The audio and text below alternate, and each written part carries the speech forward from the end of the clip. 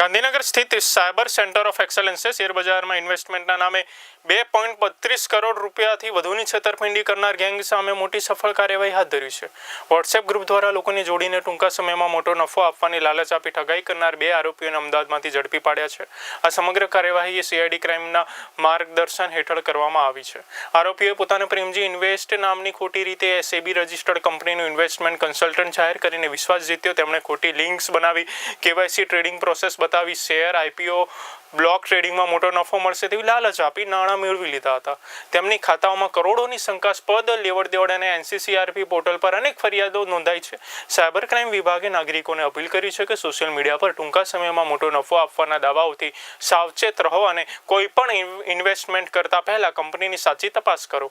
કોઈપણ સાયબર ફ્રોડની ઘટના માટે તરત 1930 હેલ્પલાઇન પર સંપર્ક કરવા અપીલ કરવામાં આવી છે. ઇન્વેસ્ટમેન્ટ ફ્રોડ અમારા ધ્યાનમાં આવેલું છે તે વલસાડ ખાતે થયેલું છે. તેમાં પણ સિનિયર સિટીઝન છે તો એમની સાથે આ ઇન્વેસ્ટમેન્ટ ફ્રોડ થયેલું છે. તેમાં મુખ્ય વસ્તુ એ થયું છે કે યુટ્યુબ પરના જે સિટીઝન છે તે વિડીયો જોતા હતા. એ દરમિયાન એમને જે એક પ્રકારે કઈ રીતે શેર બજારમાં રોકાણ કરવું એ બધી માહિતી આવતી હતી અને એના આધારે એ લોકોએ તે વિડીયો વધારે જોવાનું શરૂ કર્યું અને તેમાંથી તેમને વોટ્સએપની લિંક્સ મળી કે આ લિંક પરથી ડાયવર્ટ થયા અને ત્યાં લિંક પર ગયા.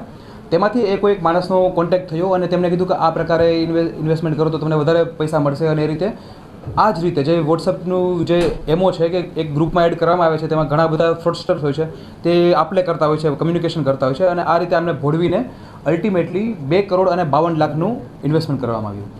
અને આમાં પણ જેટલું આજે ઇન્વેસ્ટમેન્ટ કરવામાં આવ્યું પછી ત્યારબાદ તે લોકો સાથે ફ્રોડ થઈ ગયું. તેમણે ટાઈમલી થોડા સમય પછી એમને 1930 પર કોલ કર્યો. જેવો તેમણે કોલ કર્યો એ સાથે તેમના અકાઉન્ટમાંથી જેટલું ફ્રોડ થયું તેમાંથી 29 લાખ રૂપિયા તો બચાવી લેવામાં આવ્યા, તે તેમને પરત મળશે.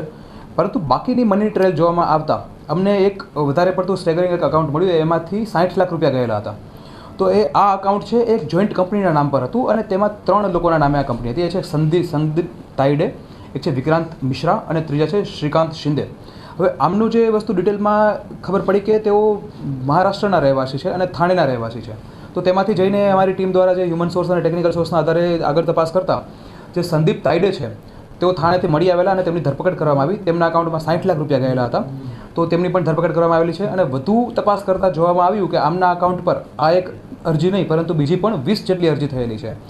20 જેટલી તો અરજી થયેલી છે, મતલબ કમ્પ્લેન થયેલી છે 1930 પર અને સાથે સાથે 7 તો FIR પણ આમની સામે રજૂ થઈ ગયેલી છે, રજિસ્ટર્ડ થઈ ગયેલી છે. અને કુલ એમનું સાયબર ફ્રોડ છે તે 7 કરોડ અને 74 લાખ રૂપિયા 7.74 કરોડ રૂપીસ એટલું સાયબર ફ્રોડ આમના જે એક અકાઉન્ટ છે એના દ્વારા કરવામાં આવેલું છે. તો આ વલસાડમાં પણ આ જ પ્રકારે સિનિયર સિટીઝનને વોટ્સઅપ ગ્રુપમાં એડ કરીને જે ઇન્વેસ્ટમેન્ટ ફ્રોડ છે એ કરવામાં આવ્યું છે અને તેની પણ આગળની કોણે કરવામાં આવ્યું છે, વોટ્સઅપનું જે કોન્ટેક્ટ કરવામાં આવ્યું તેની પણ આગળની તપાસ ચાલુ છે. તેની પણ ટૂંક સમયમાં જે આગળ છે તે કાર્યવાહી યોગ્ય કરવામાં આવશે.